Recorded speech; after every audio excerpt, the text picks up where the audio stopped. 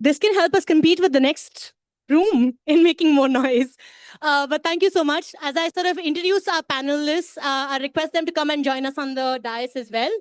Um, we have a great set of speakers, as I mentioned. First, I'd like to introduce Mr. Ramon Mendez, who wears many, many hats. He's the former Secretary of Energy of Uruguay, where he led the energy transition that allowed his country to have 98% renewable sources in its power mix and reduce the cost of electricity. He was also the former Secretary for Climate Change of Uruguay and played a leading role in negotiating the Paris Agreement. Now considered a global champion in energy transition processes, Mr. Ramon is the president of REN21 and founder director of Fundación IV, working on advising governments and the private sector on creating the conditions to promote renewable energy.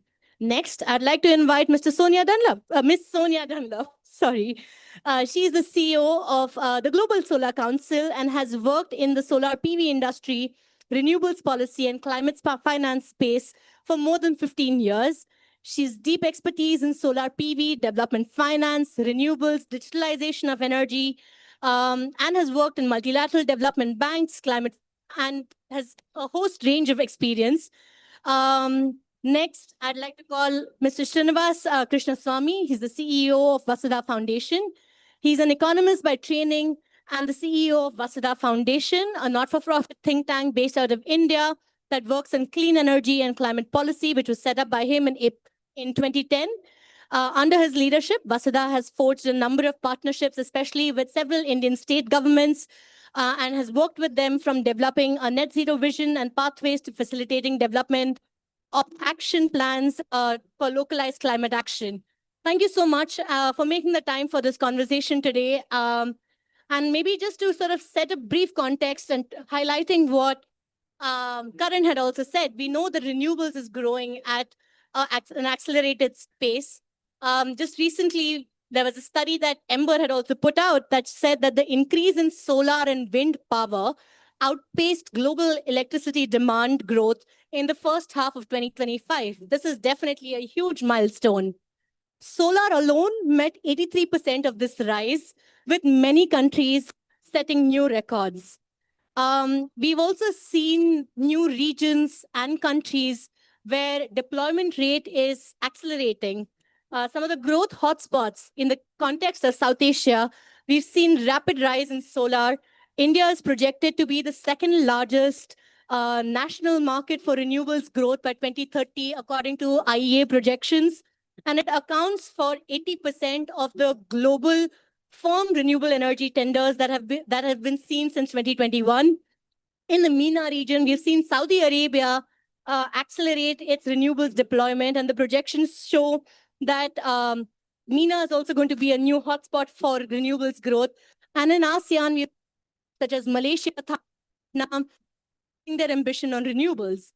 However, challenges do exist, and these range from regulatory, technical, political, and importantly, financial. So in today's panel, we'll sort of try and look at what are these challenges, how have certain countries that have seen exponential renewables growth helped in addressing these, what lessons do they offer for other emerging economies, and what role can sort of alliances such as International Solar Alliance, Global Solar Council play in sharing best practices as well as things to avoid, like what were the mistakes that were made that led to bottlenecks that can help in taking us to the next jump of renewables that is needed to meet the 2030 goal of tripling renewables, doubling energy efficiency, and of course setting the pathway to beyond. So maybe I'll start first with you, Solar. With you, Sonia. You've been following the sun for a while now. Solar has seen incredible growth and it remains unequal. What are the key solutions you see in growth meeting the tripling renewables target by 2030, particularly in emerging economies? And where do you see at the next sort of hotspots for renewables and particularly solar growth? Thank you so much, Madura, and thank you so much to Madura and to E3G for organizing this fantastic event. I used to work for E3G myself, so a particular thanks. And thank you to the International Solar Alliance for hosting us and really pay tribute to everything the International Solar Alliance does and the fantastic partnership between us as the Global Solar Council, as the private sector membership-based industry association, and the International Solar Alliance as the intergovernmental alliance working on this topic. So first of all, everyone's question, which is the next country that's going to have a massive solar rush, right? And the answer is, of course, that we don't know. But the big candidates are, of course, India, of course, Nigeria, candidates, maybe South Africa. What's for sure is that solar is now primarily a global south phenomenon. So if you look at where the containers of solar panels are going, if you sit in a port in Shanghai and you look at where those containers are going, they are going to the global south, right? So this is now a global south phenomenon, and that is really important to understand. In terms of what are the barriers to deployment at the global level?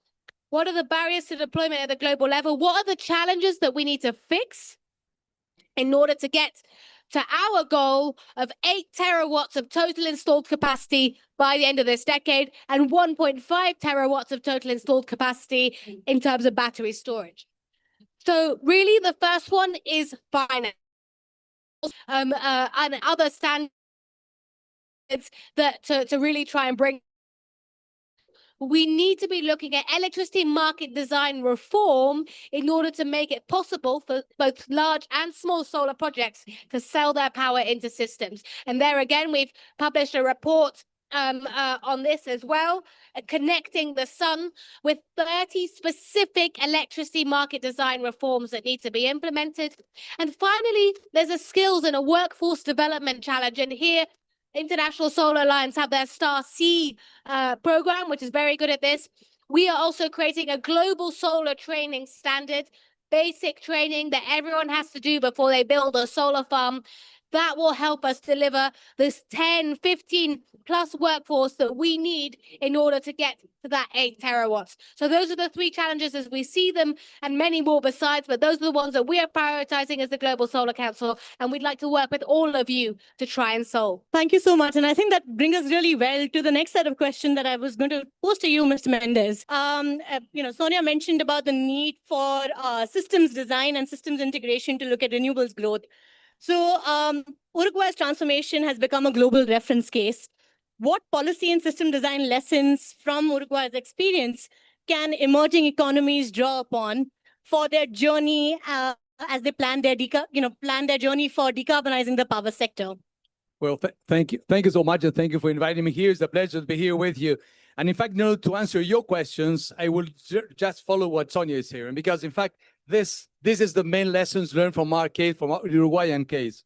We succeeded to be 99% renewable last year because we planned the system and we operate the system in a completely different way than traditional ones. Globally, all over the world, the system, regulation, market design, technical details have all the time been defined according to the characteristic of fossil fuels. And that's fine because they were the best till some time ago. But now we want to go really to include renewables. We need to redefine in a disruptive way the way we plan the system and the way we operate the system. And this is a consequence how to define the market in order to make it possible. Today is very difficult. And one of the main difficulties related to the fact of the capital cost and the lack of having money is because the reality and the market is not that clear. And in fact, we are in an exploding phase, but explosion can be good, but can be bad. And this is my main concern today. In Uruguay, we really define a different way of remunerating all the energies, all technologies, particularly how to remunerate solar and wind was absolutely crucial. That's why we succeeded to halve, by a factor of 2, the cost of producing electricity in the country since we introduced wind and solar. And this is because we really succeeded to prove that renewables are the best option, the cheapest option, even if climate change didn't exist, even though we have the new technology which are ready, which are mature, both from the technical side and from the economic side. But we have to create the conditions. Otherwise, things are not going to happen. So my main concern today is a concern, really a concern, is that we succeeded to come up to here because solar is so much less cost than fossil fuels. Then transition is happening spontaneously, but in a completely disordered way. If we continue in this way, we in some system we can have bad explosions. We really need to focus on planning. Planning is crucial. If we don't plan the system, how to expand and how to manage the variability of different sources, the complementarity of different sources, if we don't do that, we can go to a certain point where people are going to say, oh, you see, it didn't work. No, it didn't work because we didn't do the appropriate things, not because they're not ready. So how we need to redefine once again, for example, which is the complementarity of roles of different technologies. And the way we remunerate it has to do with the way that the value it provides to the system. So, I mean, I'm really concerned because in some markets, we are already beginning to have difficulties. And if we don't face these difficulties urgently, we can enter in a disruptive phase. We're not going to be good for the systems. Thank you so much. I think you're very right that we're seeing IEA had put out these phases of energy transitions. And I think the growth that happens in renewables in phase 1 and phase 2 is much faster, but system design becomes so important for them to jump into the third phase, which is actually looking at how more and more renewables is integrated into the system. So moving from Uruguay all the way to India, India's seen a huge momentum in solar growth in renewables. It's got more 250 gigawatts of installed capacity from non-fossil fuel sources. And we are seeing a huge boost in utility scale solar and distributed renewables as well. Would be great to hear from you and your experience. What have been some of the policy, financing, and institutional experiences that have helped in propel RE growth? And where do you see this bottleneck? Do you see a bottleneck emerging? And what can be done to sort of scale that to take it to the next level? Thank you, and a very good afternoon to all of you. I would say if I were to list out 2 or 3 things that India did right, I would say A, target setting, B, conducive policy, regulatory, and a fiscal regime environment. And I will leave out the governance bit, but I will talk about that both in terms of what worked and what didn't work. But let me elaborate on this whole target setting and what has been the impact of the target setting. So if we actually look at the last couple of years, and I'm going to break it into 2 segments. I'm going to talk of utility scale, solar, renewables, and then I'm going to talk of distributed solar, rooftop solar. Now, if you look at the utility scale solar, in the last 1.5 years, a national target of 500 gigawatts or around that of renewable energy, we had a number of states announcing targets, very ambitious targets. I know for a lot of people in this room, these states may just be a name, but they're very important. So if you look at some of these states, the just 1-year targets, Rajasthan announced 125 gigawatts by 2030, huge number. Gujarat announced 100 gigawatts by 2030. You had another state down south which announced 160 gigawatts by 2029. That's Andhra Pradesh. So you had a lot of these new targets that came in. And what was the result? In 2023, India added 10 gigawatts. It's normalized to a calendar year. 2024, it increased to 25 gigawatts. 2025, in just 9 months, we have done 29 gigawatts and likely to do 33, 34 gigawatts. You've seen that huge shift.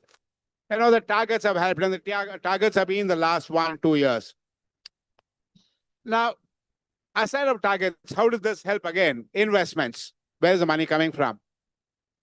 So we tracked the investments that came into renewable energy in August 2025 and compared it to just 1 month of August 2024. And there was a 45% increase in just that between August 2025 and August 2024. And if you look at a year-on-year investments that has come to the sector, it's close to about 7.7 times, an increase of 7.7 times. And the investments is something about $9.8 billion just the last year. So I would say that that really worked. Coming to the second point on regulatory and policy, regulatory, fiscal environment, India has got this scheme called the performance-linked incentive schemes. So the performance-linked incentive schemes for two sectors that I'm going to talk of. One is module manufacturing, another one is battery manufacturing, okay, for battery energy storage. If you look at the performance-linked incentive scheme, what did it do for the module manufacturing? 5 years back, 6 years back, I think our module manufacturing capacity was just under 2 gigawatts, roughly 2 gigawatts. I'm sure Sonia is tracking the number more closely than we do, but it was just about 2 gigawatts. And today we have close to about 118 gigawatts of solar module manufacturing and growing, right? And just in the span of the last 5 years. If you look at the battery infrastructure, again, it has gone substantial. We have close to about so I think close to about 45 gigawatt hours of battery manufacturing in just the last 1 year, 2 years. So I would say if there is a lesson that can be emulated in other countries, I would clearly say for me the target setting was very important. The performance-linked incentive schemes also helped substantially to ensure that you have that kind of manufacturing capacity in-house and reduce your dependence on imports to a large extent. Thank you so much. I think like you've raised a lot of points that I would like to pick up in the round 2 of our discussions as well. But I think the sort of key point that you've also flagged, but that all panelists have flagged, is about the cost of capital. A recent sort of World Investment Outlook report by the IEA highlighted that even when we look at emerging economies, surprisingly, India and Brazil had higher cost of capital for utility scale solar compared to, say, Malaysia, Vietnam, Thailand as well. And the range is quite huge, right? We're looking at cost of capital ranging from about 4% to about 10% for utility scale solar, which is, a proven technology as well. So maybe I'll come to you, Ramon. Like, in your experience, what are the solutions that can help in reducing the cost of capital, which ends up becoming a key barrier for a lot of countries to be able to grow this as well, right? Well, thank you. I definitely think this is the most important question, because in fact, capital cost has to do with everything you do. It's not just by chance that you're going to have low or bad or high capital. In our case, can tell you 3 things that we did. First one is we had in Uruguay a long-term agreement between all political parties in the country. We have gone through 5 consecutive governments, going from left to right and right to left, and the energy policy continued exactly the same, because we understood really all the benefits of the energy transition for our own country interests. We created 3% of the total labor force of the country related to this energy transition. We decreased costs. We have a lot of spillover of the whole economy. We are exporting now electricity surpluses to our big neighbors, Argentina and Brazil. So we have a tremendous positive impact for the development of the country itself. So having a long-term policy which is backed by the entire political system is absolutely crucial in order to bring confidence to investors. Second is the market design, and particularly the PPAs you are proposing to the investors. In Uruguay, curtailment is not paid by the investor. Is this absolutely stupid? I mean, they have a lot of cannibalism effect that cannot be controlled by the investor. So curtailment is paid by the demand, by the off-taker, because the off-taker knows, thanks to the planning, to the systemic planning of the system, which is the exact amount of curtailment they can have in order to have which is the optimized cost of the whole system. Third, we are not obliging solar or wind generator to sell electricity if they don't produce it. This is something which is still happening in many markets, where a solar producer, when it's not produced, he has to go to the secondary market to pay for a fossil fuel megawatt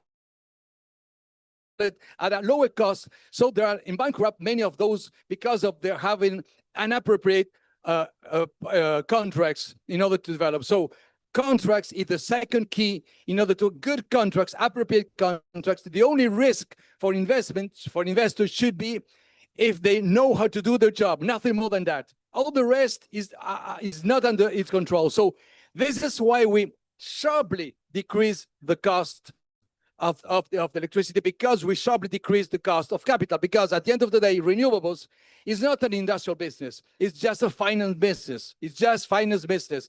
I mean, operation maintenance is very, very, very low, and the fuel cost is zero. So everything is just paying back investors, nothing more than that. And the third and last point has to do with how do you conceive the system. Everything is defined thanks to a planning, but this planning is mandatory for the investors. I mean, there is a competition, technology by technology, who is going to offer the best price of the electricity, the best, how the offtake is going to pay for the electricity. So these three elements were the key issues, but this means that we have to redefine the system. We cannot just continue thinking that energy transition is just changing from one fuel to another. An energy transition is deeply redefining our power system. And this is what we need to do if we really want to take all the advantages that wind and solar are bringing so far to the systems. Thank you. I'm going to give it to you. Thank you so much. I think point. No, yeah, now it's not working. Thank you so much. I think the points that you highlighted are really important. Definitely, like across the board, political will and consistency in policy. Second is, of course, market design and systems design to ensure that, you know, private sector as well is compensated well, and that can help in bringing down the cost of capital as well. Maybe I'll just turn to you. I know that for emerging economies, currency hedging risk is something that is always a huge burden. And some studies have shown that it can add almost like 3 to 15% to the cost of capital and the cost of project. So what, according to you, is the role of multilateral development banks and even domestic development banks? What role can they play in helping with, you know, bringing down the cost of capital, also with the hedging risks, even, you know, assuming that you have political certainty and market design in place? Yes, no, currency risks are huge, and they're expensive to hedge, right? It's expensive to hedge a currency risk.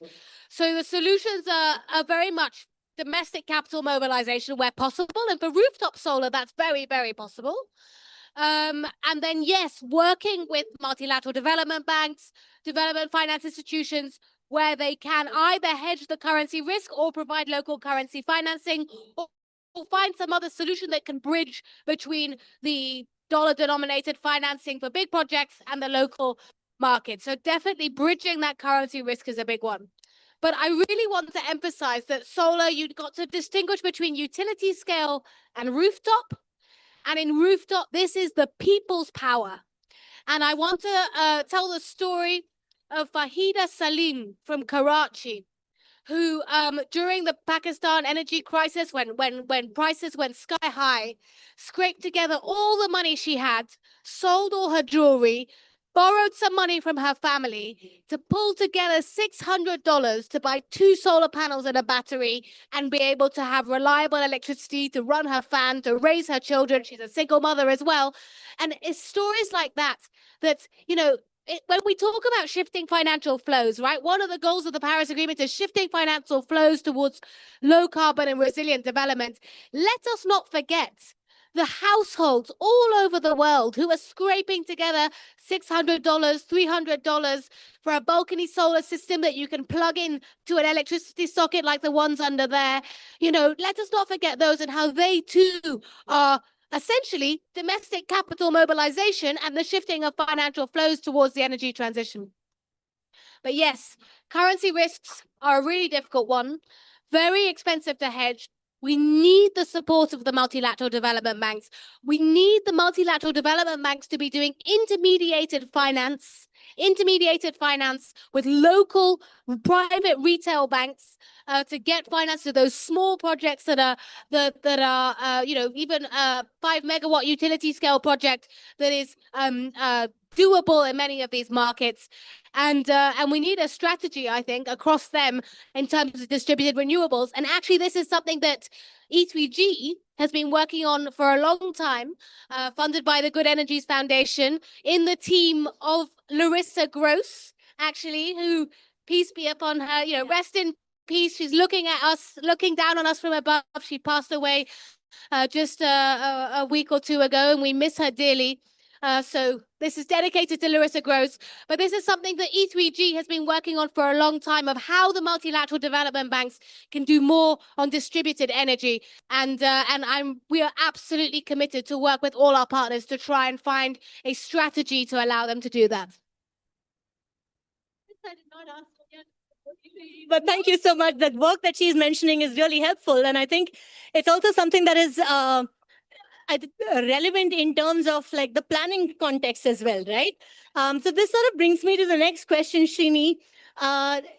You highlighted, as well as Ramon highlighted, about the need for political signals and systematic planning. I think an often overlooked piece of it is, what is the governance structure that is helpful in moving towards like the net zero pathways? We know this is happening in renewables energy planning. And how does that sort of help or deter in the renewables growth? Before I come to that, Madhura, I just want to take where Sonia stopped on the solar rooftop. Again, where I see policy playing a very major role, 21 months back, a couple of years back, India announced what was called as the Prime Minister's rooftop solar program, right? And before that, the offtake of solar rooftop was virtually nil.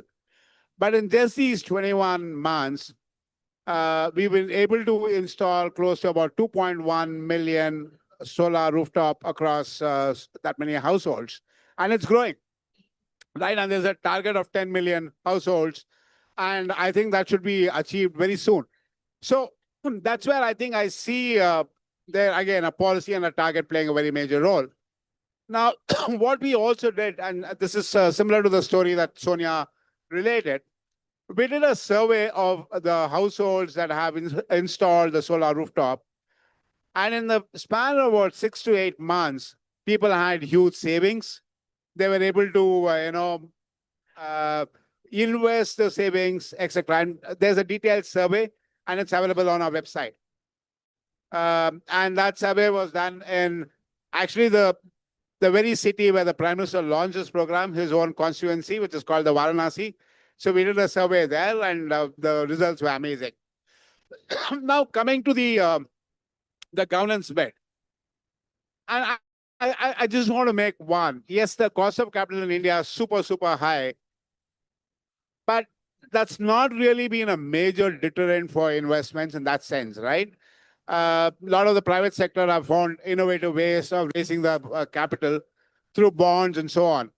But what has been a major deterrent, and that is a governance issue in a way, is that the entire value chain, or each of the components of the value chain, do not speak to each other and are not interoperable. So, for example, the generation, transmission, and the distribution assets, they are pretty disjointed, and that's something that needs to be addressed.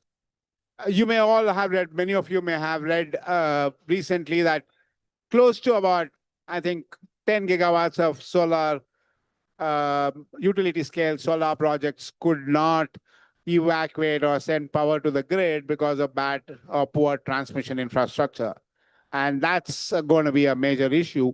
So yes, cost of capital is a problem, but I think looking at the transmission infrastructure or the entire infrastructure of the value chain, electricity value chain, is super important. And that's something I think countries need to do better, and India definitely needs to do better. But having said that, what India has also done is it set up a task force to look at digitizing the public infrastructure for energy. And if that and the task force is set up, has to come up with a roadmap. So let's see what kind of roadmap that comes up. Now, one other point on the governance, if you actually look at states that have done well on renewable energy front, aside of the fact that they have huge potential, it's also the institutional and governance structure that sort of helped in driving the renewable energy growth.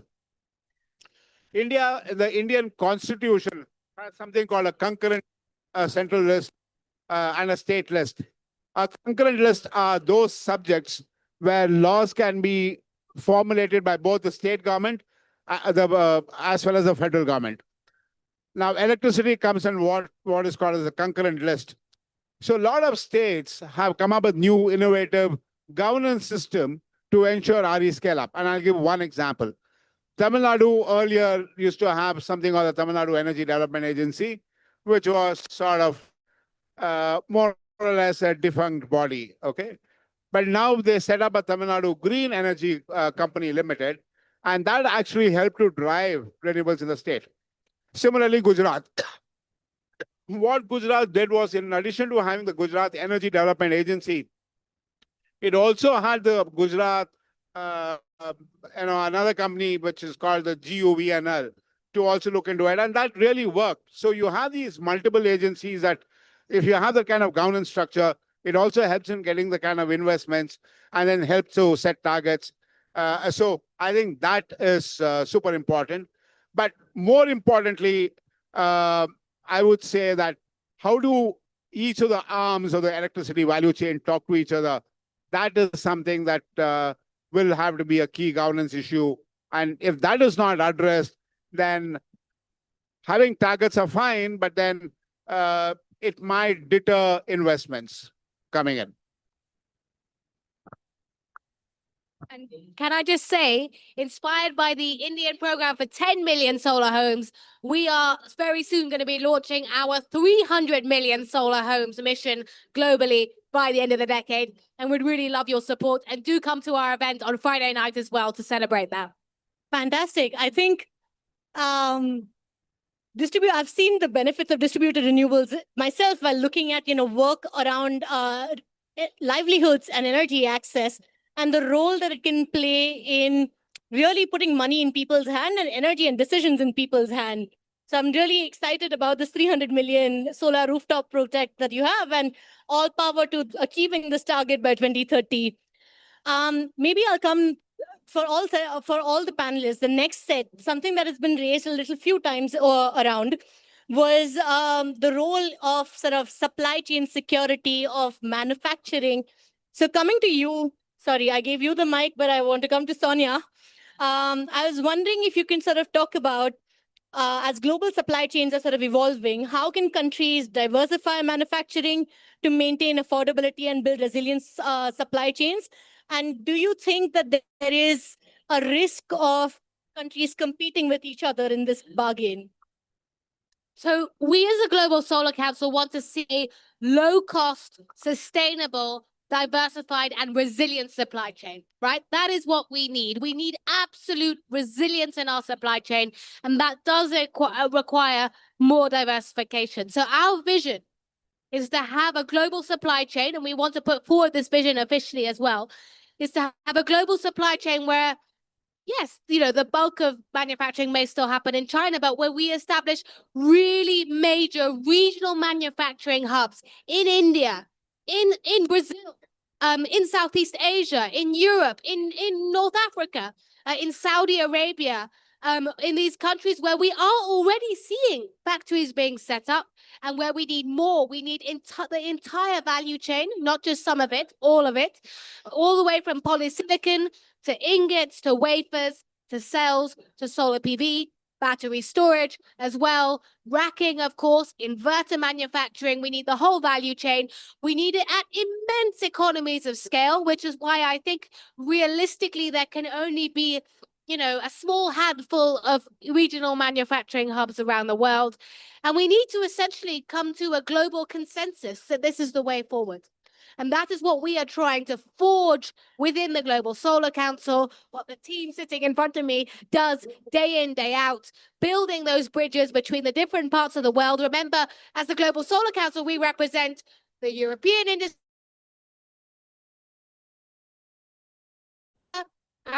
China, India, you name it. We represent everyone, and it is our job to bring everyone together with a common vision on how we go forwards on this question of supply chain and manufacturing. Thank you. I think more for regional hubs, all for regional hubs for strengthening the resilience of supply chains as well. But maybe if I could just sort of take this forward to you, Ramon, what do you think are the investments needed for the next leg of renewables and solar growth? So, what innovations and technology investments are needed globally as well as regionally for?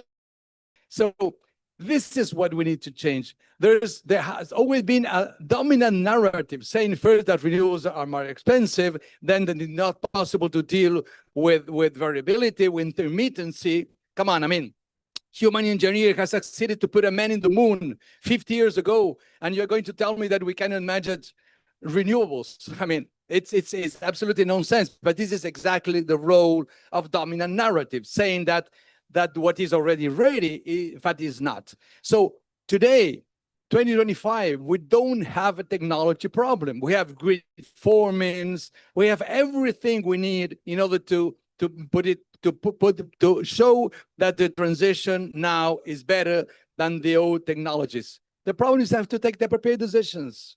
So it's policies, it's regulation, it's market design, it's how to plan the system. We have to redefine the system. So that's it. Nothing more than that.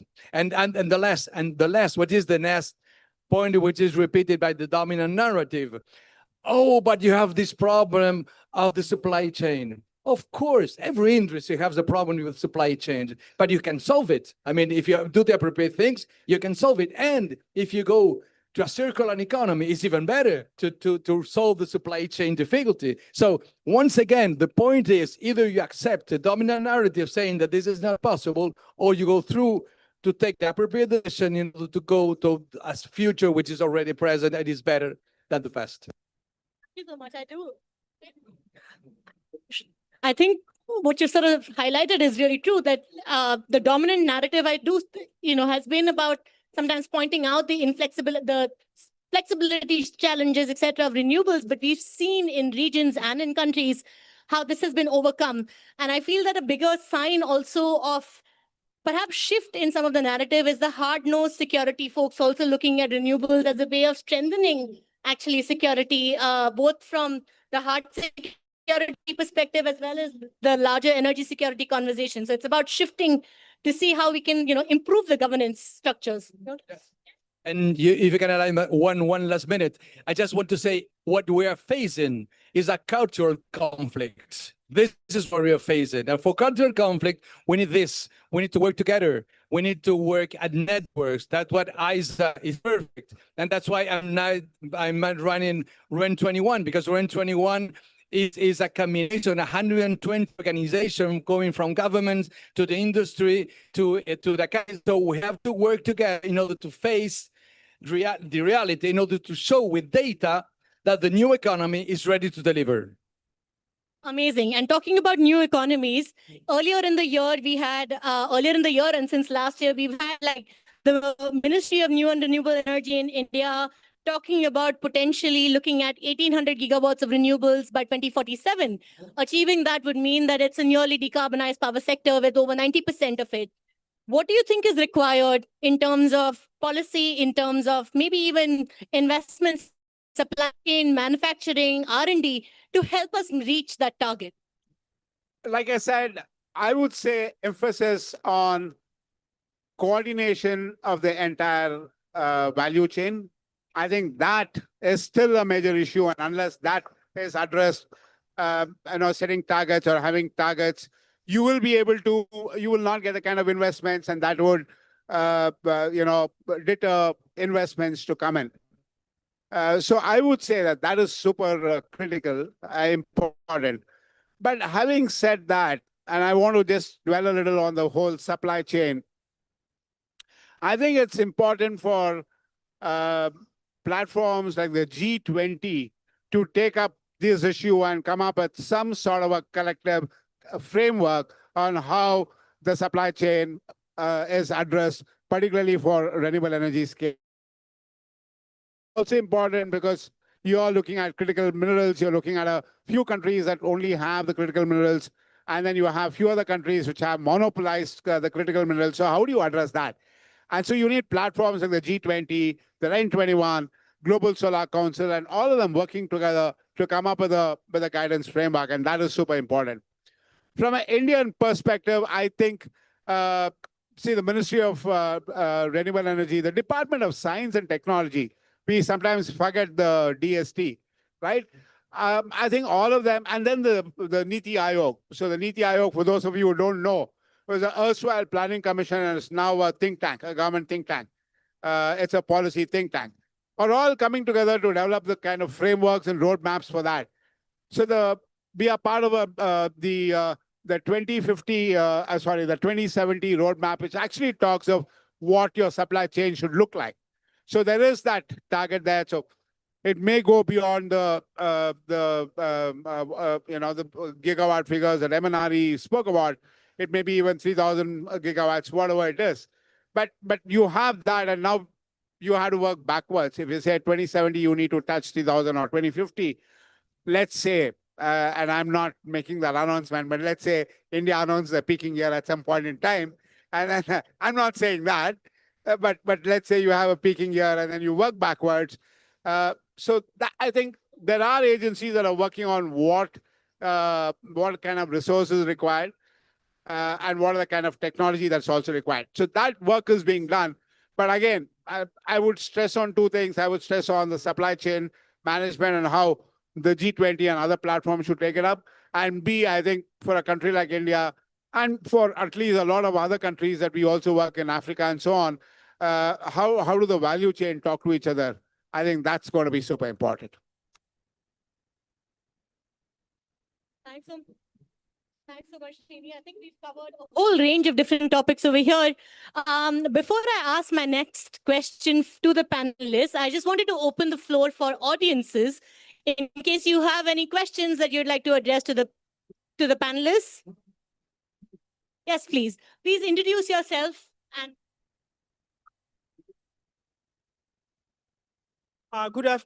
Good afternoon, everyone. My name is Melania Chibonda, and I work for an organization/network called Shine Collab. And we work on decentralized renewable energy systems, which are women-driven and those that meet the needs of women. And I just want to maybe comment and throw a question, comment mainly on what Sonia said about building climate resilient local economies. And I'm saying local because I'm coming from Africa, where 600 million people live without access to the most basic energy services. And we find the solution lying in decentralized renewable energy services, particularly solar, because Africa is using less than 2% of its solar potential. But my question to you is on the I don't want to call them conflicts, but resistance, where there are critical minerals being mined in particular areas. I am a Zimbabwean, where the country is hosting the largest lithium deposits on the continent. And just yesterday, as I was watching the news, I saw the president of Zambia being, egged by communities in the Zambia copper belt, and is there on the news on YouTube.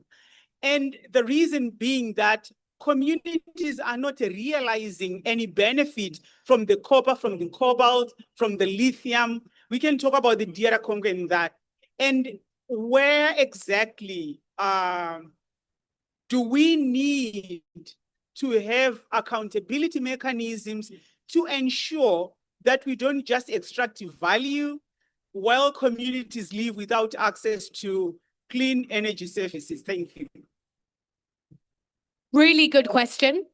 The answer lies in responsible mining initiatives, the International Responsible Mining Alliance, and the Global Battery Alliance battery benchmarks.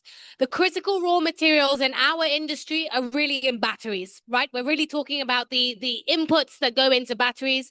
And there we have to make sure that every single buyer of batteries around the world for battery energy storage and for electric vehicles demands that the batteries are produced according to the Global Battery Alliance's battery benchmarks. If we can do that, if we can do that for every single EV market and every single battery storage buyer in the world, then that will trickle down and make sure that we have responsible mining for cobalt, for lithium, for copper, for all the other necessary ingredients for the energy transition. In solar, there aren't actually critical raw materials. So the raw material is polysilicon. It's made from quartz, which is essentially a type of sand found in many places around the world. But there we do have our own mechanism called the Solar Stewardship Initiative, and actually REN 21 is on the board of the Solar Stewardship Initiative to make sure that we have responsible mining, responsible manufacturing, responsible ESG standards across everything we do. So we are working on this. It's our job as an industry association to look after the long-term interests of our entire industry and everyone who works within our supply chain. That does include mining. So we are working on it, and we're working with investors, buyers, and insurers to make it absolutely mandatory going forward as well. Thank you so much. If we can just a brief question. Introduce yourself. Okay, my name is Miguel, and I'm also part of the Shine team. You talk about responsible mining. I just want to know, is there any watchdog where that is accessible that people can report to? Because there's a tendency where some end up taking the raw materials from a third party, and that third party, there's some form of dubious arrangement where the identity of the corporation that is buying from the third party is not known, but somehow, you know, it ends up going to that chain, and they move around on media saying we are doing responsible mining, but when in actual fact it's just a farce. So we want to know if when you mention responsible mining, what are the watchdog? Is there any watchdog, and is it accessible to like people on the ground in the community? Thank you.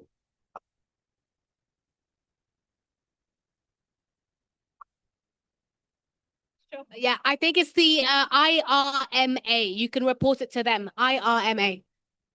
So I just thought I'll add one more question to all the three panelists or even to Madhura. So like there's excellent progress on solar, but just wanted to understand what is happening, including this part, about the battery storage, like because we need that and on-demand RE. So what's happening on the storage?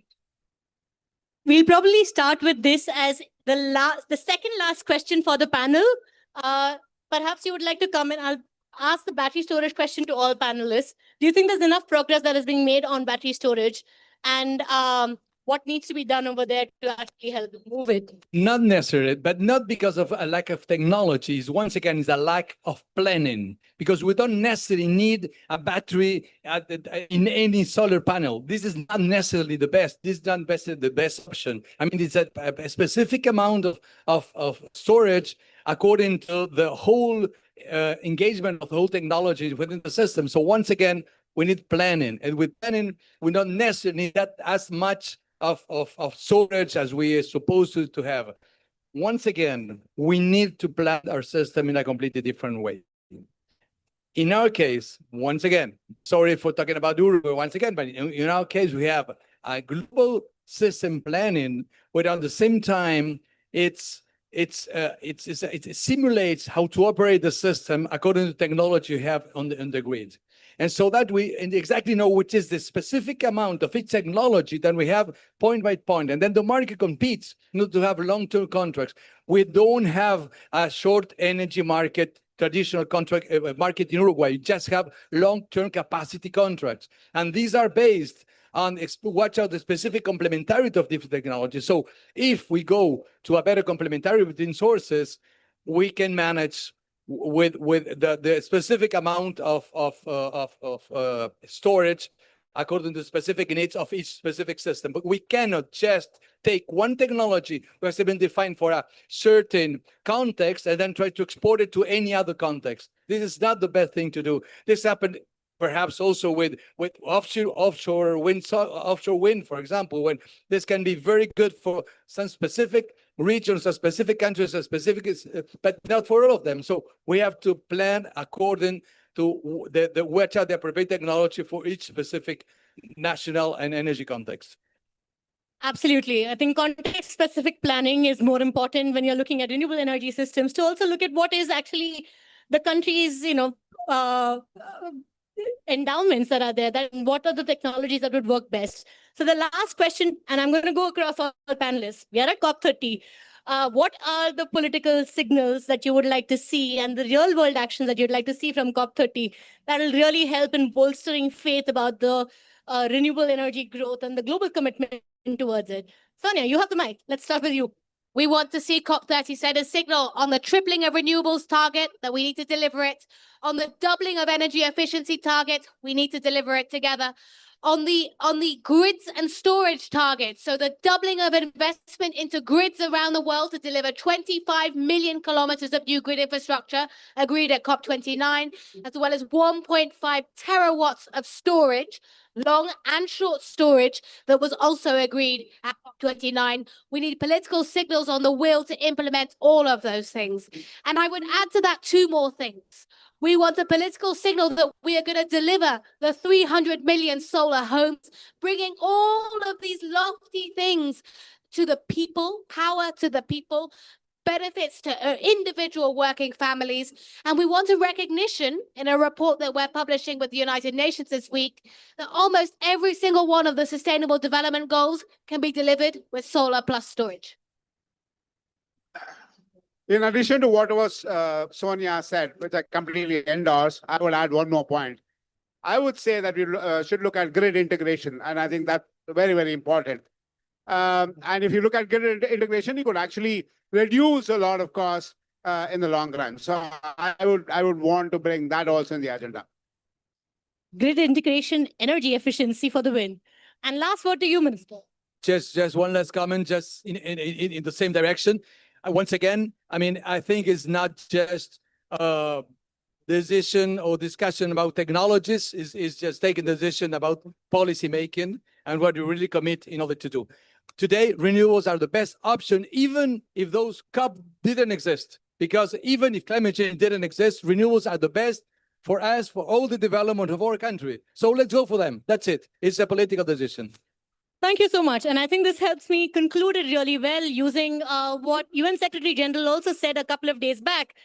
Clean energy is winning in terms of price, performance, and potential. What we need now is to get the politics right.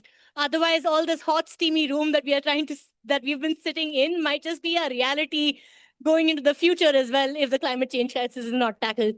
Thank you so much. Let's follow the sun and keep it sunny side up.